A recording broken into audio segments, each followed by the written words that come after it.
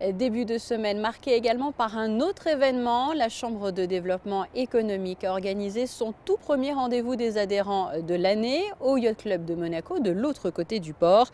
Au programme notamment les temps forts pour l'année à venir. Vanessa Dessy vous livre plus de détails dans ce reportage.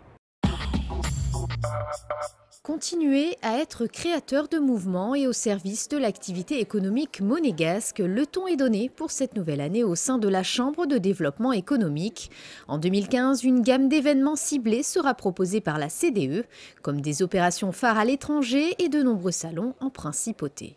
C'est un programme qui est, disons, dans la lignée depuis 2 ans. Nous avons pris un parti, le parti de l'Eurasie. Et ce que nous allons faire, c'est-à-dire en avril, nous profitons d'une visite d'État du prince en République tchèque. Ensuite, pour continuer, après avoir fait le Kazakhstan, nous irons en juin en Azerbaïdjan. Azerbaïdjan, pays en grand développement, on le sait notamment puisqu'ils ont eu le Grand Prix de Formule 1 à Bakou. Et toujours pour persister dans nos objectifs, nous finissons en novembre avec un déplacement important, Shanghai-Pékin, où nous bénéficierons à Pékin notamment de la Maison de Monaco et de l'assistance de notre consul, Madame Lan. En cette année culturelle dédiée à la Russie, plusieurs manifestations seront destinées à mettre en valeur la diversité des relations entre la Russie et la principauté. La Chambre de développement économique souhaite s'associer à l'événement avec un calendrier riche. Cette année, c'est l'année de la Russie 2015, mais à titre culturel.